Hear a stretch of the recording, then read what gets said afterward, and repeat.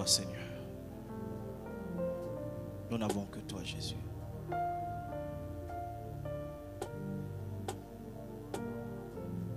Nous n'avons que toi, Jésus. Nous n'avons que toi. C'est toi qui es capable de te souvenir de nous et de nous remplacer les années dévorées. Tu es capable de nous restaurer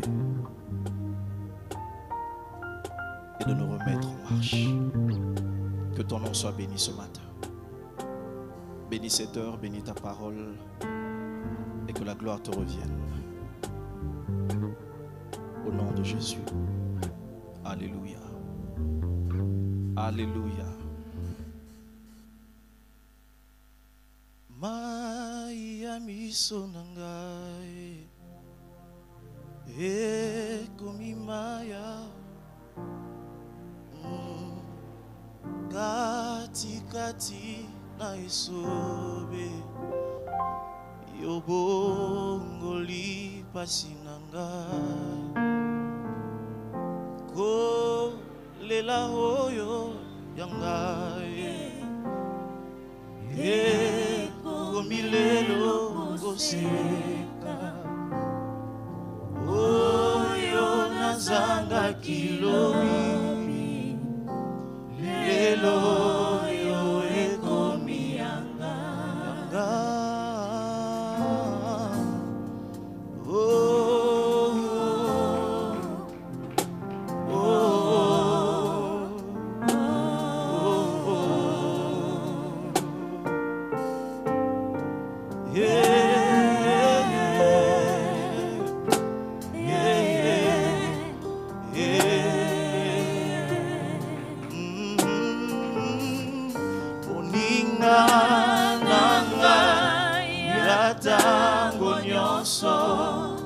Seyo Yesu zabe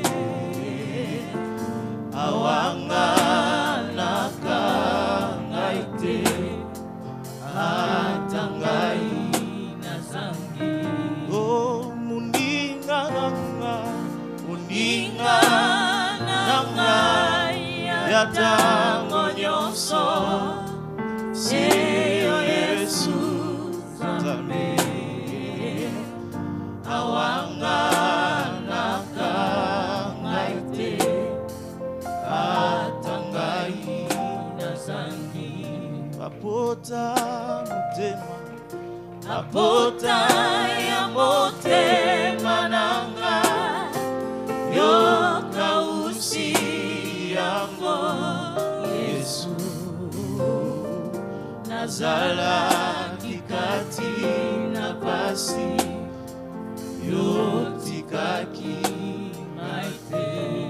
Seigneur, merci pour ta grâce. Tu te souviendras de nous parce que tu t'es déjà souvenu de nous. Dans le passé, nous t'avons vu. Glorifie-toi, Seigneur.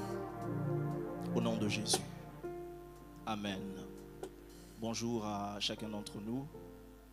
Que le Seigneur soit béni pour ce grand programme qui commence ce matin. Est-ce que quelqu'un est persuadé qu'il verra la main de Dieu pendant cette semaine? Gloire à Jésus. Je dis un grand merci au Seigneur qui me permet d'être là, qui me donne la force physique. Et merci à mon pasteur qui nous renouvelle sa confiance pour partager ensemble avec nous la parole de Dieu ce matin et prier. Je voudrais faire 2 lectures avec nous. Je suis d'abord dans Nombre, avant d'aller vers le texte de base. Je suis dans Nombre, chapitre 14.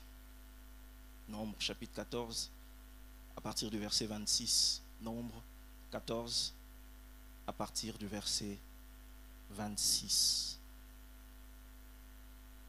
J'irai certainement jusqu'au verset 34. Nombre 14, à partir du verset 26. L'Éternel parla à Moïse et à Aaron et dit: jusqu'à quand laisserai-je cette méchante assemblée murmurer contre moi? J'ai entendu les murmures des enfants d'Israël qui murmuraient contre moi. Dis-leur: je suis vivant, dit l'Éternel, je vous ferai ainsi que vous avez parlé à mes oreilles. Vos cadavres tomberont dans ce désert, vous tous dont on a fait le dénombrement, en vous comptant depuis l'âge de 20 ans et au-dessus, et qui avait murmuré contre moi. Vous n'entrerez point dans le pays que j'avais juré de vous faire habiter, excepté Caleb, fils de Jephunné, et Josué, fils de Nun. Et vos petits-enfants, dont vous avez dit, ils deviendront une proie, je les y ferai entrer, et ils connaîtront le pays que vous avez dédaigné. Vos cadavres à vous tomberont dans le désert, et vos enfants paîtront 40 années dans le désert, et porteront la peine de vos infidélités, jusqu'à ce que vos cadavres soient tous tombés dans le désert. De même, c'est là le verset le plus important pour moi ce matin, de même que vous avez mis 40 jours à explorer le pays, vous porterez la peine de vos iniquités 40 années, une année pour chaque jour, et vous saurez ce que c'est que d'être privé de ma présence. Waouh!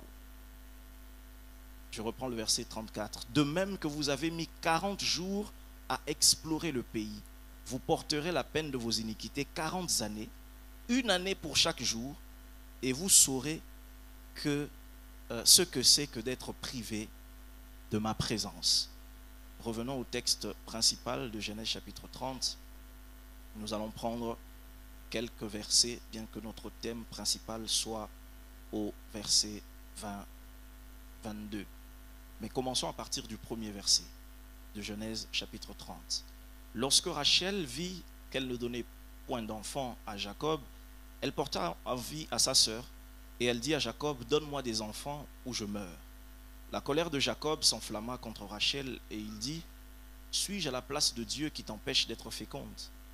Elle dit, voici ma servante Bila, va vers elle, qu'elle enfante sur mes genoux, et que par elle j'ai aussi des fils.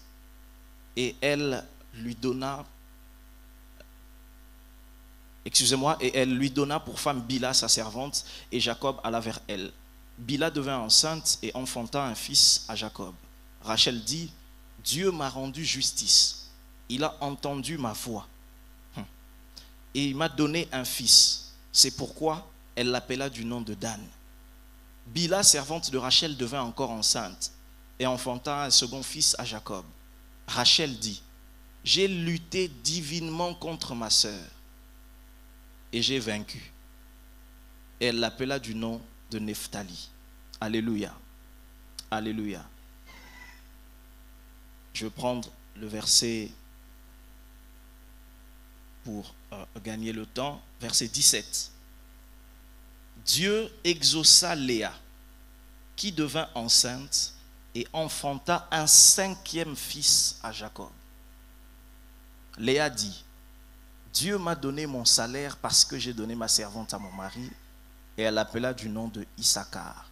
19. Léa devint encore enceinte et enfanta un 6e fils à Jacob. Léa dit, Dieu m'a fait un beau don, cette fois-ci mon mari habitera avec moi, car je lui ai enfanté 6 fils. Elle appela du nom de Zabulon. Ensuite, elle enfanta une fille qu'elle appela du nom de Dina. Verset 22 enfin. Dieu se souvint de Rachel, il l'exauça et la rendit féconde. Amen. Alors ce matin, nous sommes dans ce thème, Dieu se souvint de Rachel et il l'exauça. Pendant toute la semaine, par la grâce de Dieu, je le crois, que les différents orateurs qui viendront vont vraiment nous aider à comprendre ces choses. Mais ce matin, j'ai juste un fardeau que je voudrais partager en quelques petits points. Amen. Premièrement, notre thème dit que Dieu se souvint, et la Bible le dit au verset 22 de Genèse 30, Dieu se souvint de Rachel et l'exauça. Alors je voudrais d'abord que nous puissions préciser cette notion de souvenir de Dieu. Amen. Amen. Du point de vue humain, lorsque l'on parle de souvenir, l'on parle du fait de se rappeler quelque chose qui est déjà passé, quelque chose qui appartient au passé et que l'on a oublié. Il n'y a pas de souvenir sans oubli du point de vue de l'homme. Alléluia. Alléluia. Mais comment parler de souvenir de Dieu quand on sait que notre Dieu connaît toutes choses et qu'il ne peut rien oublier? Comment parler de souvenir de Dieu lorsque l'on sait que notre Dieu a la totale connaissance de toutes choses à tout moment? Et je voudrais dire à quelqu'un ce matin que Dieu n'oublie jamais rien. Dieu connaît toutes choses parfaitement à tout moment. Et donc lorsque l'on parle de souvenir de Dieu ici, l'on ne parle pas du fait que Dieu ait oublié quelque chose dont il se rappelle plus tard. Mais à quoi est-ce que cela fait allusion? Lorsque l'on parle de souvenir, l'on parle du fait de rappeler à sa mémoire dans le présent quelque chose qui était déjà terminé dans le passé et que l'on avait perdu de vue. Quelqu'un est avec moi? Quelque chose que l'on avait, que l'on a perdu de vue, qui est resté dans le passé. Mais lorsque l'on se souvient, c'est comme s'il y a un travail de la mémoire qui part chercher quelque chose qui est déjà fini dans le passé pour le ramener dans la conscience ici dans le présent. Est-ce que quelqu'un est avec moi? Le souvenir est un moyen de ressusciter le passé. Parce que quand une chose est passée, elle est déjà passée. Mais le souvenir permet de ressusciter une chose passée, néanmoins, ne serait-ce plutôt que même dans sa conscience. Même quand on ne ressuscite pas la chose en soi, mais les sentiments liés à la chose. On l'a encore dans le présent, comme si on vivait les choses qui étaient déjà passées. Est-ce que quelqu'un est avec moi? Et lorsque l'on parle du souvenir de Dieu, l'on ne parle pas du fait que Dieu oublie de temps en temps. Dieu n'oublie jamais. Quand on parle du souvenir de Dieu, on parle de ce moment où Dieu se fixe pour réaliser quelque chose qu'il avait déjà entamé dans le passé. C'est-à-dire qu'il y a quelque chose que Dieu avait déjà entre ses mains. Mais il y a un moment précis dans lequel Dieu se dit, c'est maintenant que je vais agir. Dieu ramène le projet passé qu'il n'avait pas oublié et le réalise dans le présent. C'est alors que l'on dit que Dieu se souvint. Est-ce que quelqu'un est avec moi? Ainsi, lorsque Dieu se souvient, ce n'est pas parce qu'il oublie, mais c'est parce qu'il manifeste ce qu'il savait déjà et qu'il était en train de conduire peut-être dans le secret. Est-ce que quelqu'un est avec moi? Je déclare à quelqu'un pendant cette semaine, Dieu va se souvenir de toi. Pas parce qu'il avait oublié ton cas, mais parce qu'il le traitait sans que tu ne le saches.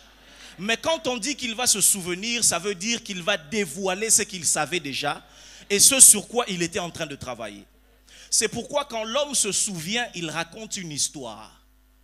Mais quand Dieu se souvient, il pose des actes. Parce que l'homme raconte des histoires pour une chose, parce qu'il l'avait oublié. Dieu ne raconte pas une histoire parce que c'était toujours dans sa mémoire. Quand il se souvient, il agit. Il s'est souvenu de Rachel, il lui a donné un enfant. Il s'est souvenu de Anne, il lui a donné un enfant. Partout dans la Bible où Dieu s'est souvenu, il s'en est suivi toujours des actions. Et je crois qu'après cette semaine, nous inaugurons les actions dans la vie des uns et des autres dans cette assemblée d'où me vient l'Amen le plus puissant ce matin. Je disais que alors que Dieu est en train de se souvenir de nous, des actions concrètes de Dieu vont être posées. Mais j'ai lu le texte de Nombre, parce que si l'on dit que le souvenir de Dieu a donc trait au temps de Dieu, il est important que l'on sache comment fonctionne le temps de Dieu. Est-ce que quelqu'un est avec moi? Est-ce que quelqu'un est avec moi? Le temps de Dieu, évidemment, dépend de Dieu lui-même, parce qu'il est maître des temps et des circonstances.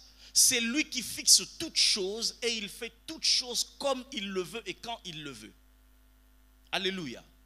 Mais le texte de Nombre que nous avons lu nous permet de comprendre aussi quelque chose. Les enfants d'Israël sont dans le désert. Dieu leur a promis le pays de Canaan. Ils sont en marche. Moïse envoie les espions. Ils arrivent, ils font le rapport.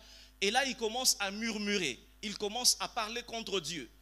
Et lorsque Dieu va les sanctionner dans sa colère, ils n'étaient pas à leur première bévue contre Dieu. Depuis toute la marche dans le désert, ils ne faisaient que multiplier les rébellions. Et Dieu va dire dans Nombre 14 au verset 36, verset 34 plutôt, que vous allez passer comme sanction 40 années dans le désert. Deutéronome 1er dit qu'il y a 11 jours de marche entre le désert et la frontière du pays de Canaan, Kades Barnéa. Mais ils ont fait 40 jours et Dieu a dit une année pour chaque jour où ils ont exploré le pays. L'exploration ayant duré 40 jours, Dieu dit c'est 40 années que vous allez passer. Ce qui me permet de comprendre que la volonté parfaite de Dieu n'était pas qu'il passe 40 années. Est-ce que vous êtes avec moi?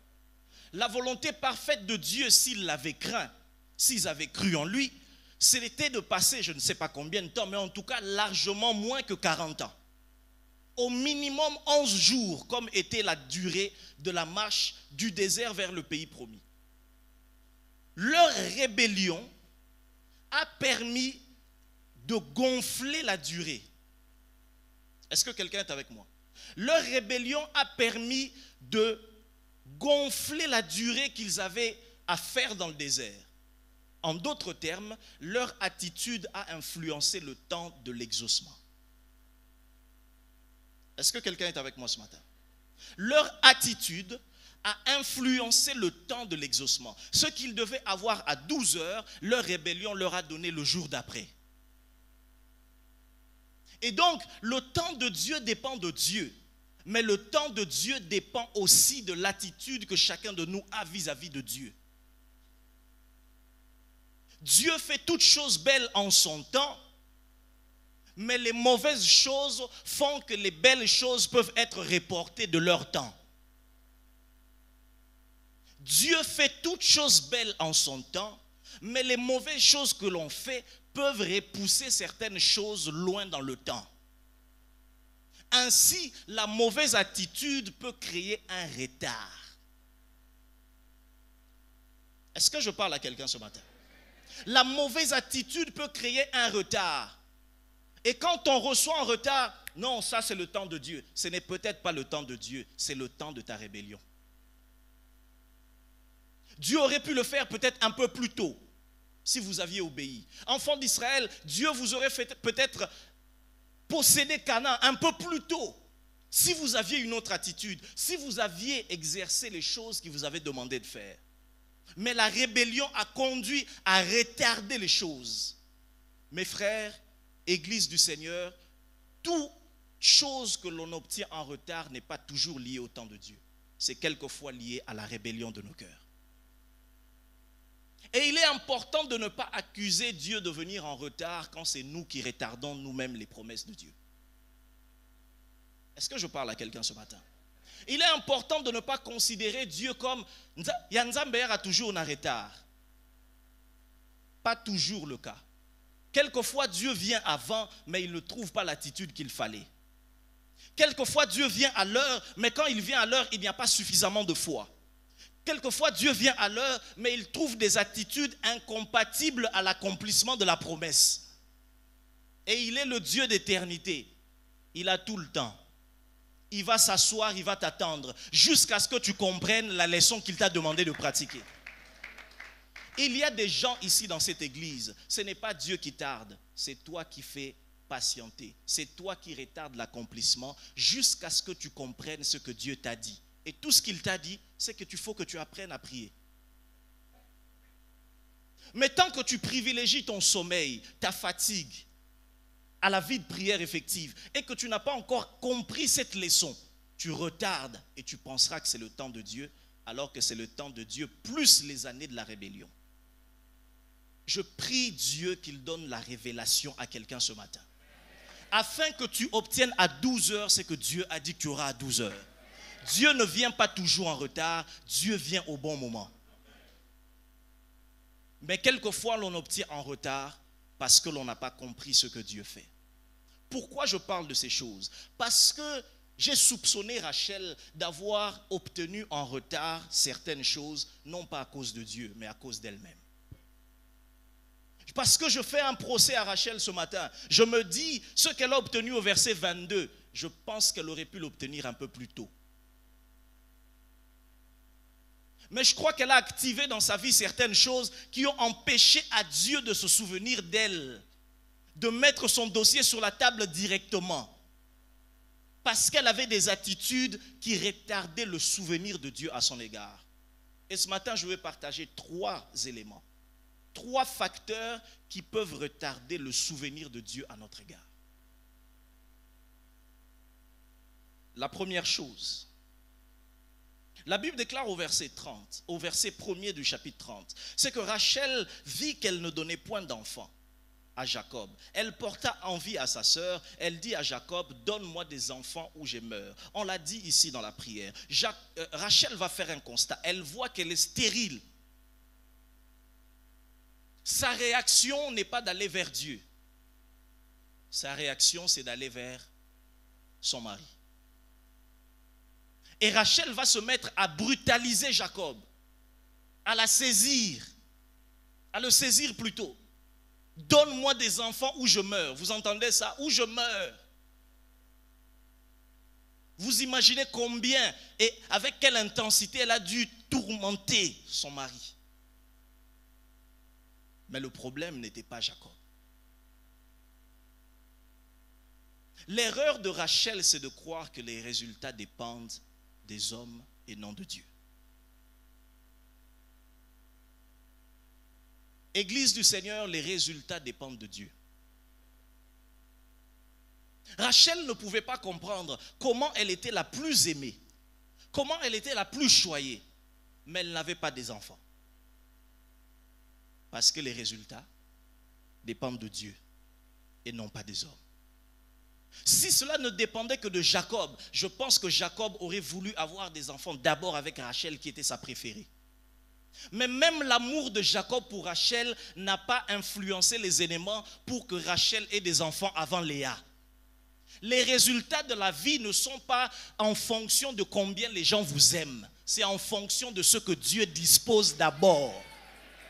Vous pouvez avoir la terre entière pour vous. Si Dieu n'est pas avec vous, vous n'aurez pas ce que vous devez avoir. Rachel avait l'amour de Jacob, la préférence de Jacob, les meilleurs cadeaux de Jacob, la vigueur de Jacob, mais les enfants dépendaient de Dieu et ça, elle ne l'avait pas compris. C'est pourquoi il est inutile de flatter dans la vie. Est-ce que je parle à quelqu'un? C'est pourquoi il est inutile de jouer au corbeau dans la vie. Parce que la décision finale de toute âme sur la terre vient d'abord de Dieu. Je crois que la Bible a raison en disant que autant que cela dépend de nous, soyons en paix avec tout le monde. Mais je crois que nous devons comprendre aussi que le cœur des hommes sont comme un courant d'eau entre les mains de Dieu qu'il incline où il veut. C'est Dieu qui décide d'abord. Ils partageaient le même Jacob. Léa avait le même Jacob. Elle aussi allait vers le même mari, mais les résultats étaient différents. On fait tous la même chose dans ce bureau. D'ailleurs, moi, je travaille un peu plus. Certains résultats, c'est Dieu. D'ailleurs, moi, je vais parler comme il parle. Tu peux parler comme lui. Mieux d'ailleurs, les résultats sur cette terre, c'est Dieu qui décide. Alors, tu peux te battre en entrant en compétition avec les gens, en bousculant les systèmes. C'est Dieu qui décide. C'est pourquoi la véritable réaction d'un enfant de Dieu face à une stérilité, c'est de courir vers Dieu dans la prière et non pas vers les hommes pour les brutaliser. Je voudrais dire à quelqu'un ce matin de la part de Dieu, arrête de brutaliser les gens au bureau, c'est Dieu qui décide de la promotion. Arrête de brutaliser les gens en famille, c'est Dieu qui décide de comment les choses viennent. Arrête de brutaliser les choses, c'est l'Éternel qui élève l'un et qui abaisse l'autre. C'est Dieu qui décide. C'est Dieu qui décide. Quelqu'un dit après moi, c'est Dieu qui décide. C'est pourquoi j'aime ce que Job dit. Pour moi, j'aurai recours à l'Éternel. Ayons recours à Dieu plus qu'aux hommes, parce qu'en fin de compte, c'est Dieu qui décide. C'est Dieu qui décide. Rachel, c'est la plus aimée, mais celle qui ne donne rien. Ceux qui réussissent ne sont pas toujours les plus favorisés. Ceux qui réussissent ne sont pas toujours les plus pistonnés. Quelquefois, on peut beaucoup pistonner, on peut beaucoup encourager. Il fait 2 mètres et il s'arrête. Parce que sa course s'arrêtait là. Mais quelqu'un d'autre qui n'a pas été poussé autant va plus loin. Parce qu'il est une flèche entre les mains de Dieu. C'est Dieu qui décide de la vitesse et de la longueur de la trajectoire que tu vas parcourir. Deuxième élément rapidement avant de finir qui a retardé la bénédiction, le souvenir de Dieu auprès de Rachel Au verset 3, lorsqu'elle vit qu'elle n'enfantait pas, la Bible dit, elle va dire à Jacob, voici ma servante. Et elle donne 2 servantes à son mari pour chercher des enfants. Deuxième chose qui retarde le souvenir de Dieu à notre égard, les stratégies charnelles. Au lieu d'attendre Dieu, elle ne peut pas attendre. Je dois absolument avoir des enfants. Comme elle l'avait dit, des enfants où je meurs. Comme ça ne marche pas, elle regarde tout autour. Ok, prends même ma servante. Waouh. Les stratégies charnelles. Mes frères et sœurs, Dieu ne peut pas agir à votre égard si vous êtes trop actif vous-même. Pour que Dieu se souvienne de vous, vous devez d'abord vous oublier. Quelquefois, le souvenir de Dieu ne marche pas parce que nous demandons une chose à Dieu et nous-mêmes, nous sommes en train de la bricoler de force. Et on sent que c'est vraiment charnel.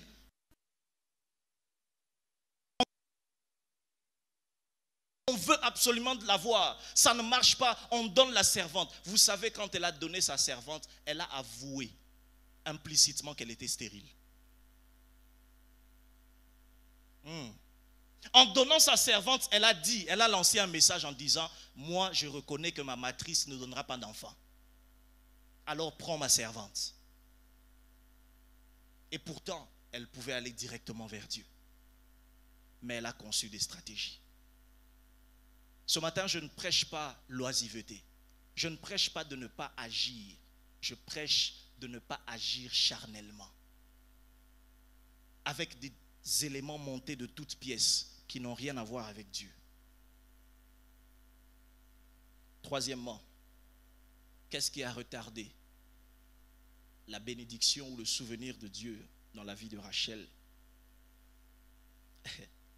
C'est parce que Rachel s'estimait être dans une compétition dans la vie. Et ça, c'est quelque chose qu'elle a dû payer cash. Rachel n'avait pas compris que Dieu n'était pas obligé de lui donner des enfants en premier. Rachel n'avait pas compris que dans la vie, on ne joue pas à être le premier de la classe. Parce qu'il y a des Léa mal aimés qui peuvent enfanter avant. Même 6 fois. Avant que l'on dise Dieu se souvint de Rachel 6 fois. Ou même verset 17, verset 19, l'on dit Dieu se souvint de Léa. Souvent, avant de se souvenir de toi, Dieu te fera assister à comment il se souvient des autres. Et le fait de ne pas l'accepter va bloquer ton propre souvenir, le souvenir de Dieu à ton égard. Dieu te fera d'abord spectateur de la bénédiction des autres. L'état de ton cœur te qualifiera à prendre ce qui est à toi. Rachel était là, je veux des enfants ou je meurs, chose que Léa n'a même pas dit, mais elle a dû assister à comment elle a couché à chaque fois. Et regardez, quand elle a donné sa servante en premier, regardez son commentaire. Ha ha ha. Cette fois-ci, voilà, j'ai un enfant. Dieu m'a répondu. Est-ce que Dieu avait répondu? Ce n'était pas encore le souvenir de Dieu. Quand quelqu'un s'estime en compétition, il fabrique des histoires et il met le nom de Dieu dedans.